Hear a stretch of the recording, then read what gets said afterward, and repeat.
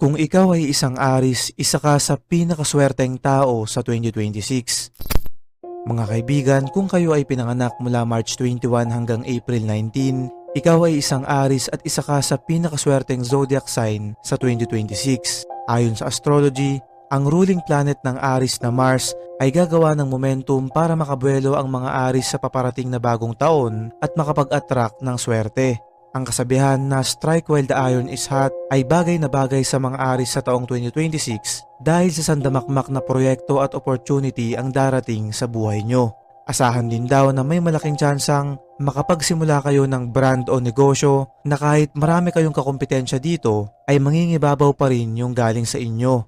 Pinapaalalahanan lang ang mga Aris na para pumasok ang pera sa inyong buhay sa 2026 ay kinakailangan nyo ng disiplina sa inyong sarili. Tanggalin ang mga bisyong makakasama sa inyong kalusugan sapagkat pwede nitong harangan ang enerhiya ng swerte papasok sa inyong tahanan. Asahan rin daw na meron kayong mga makikilalang tao na maaaring tumulong sa inyo upang mapabilis ang inyong tagumpay.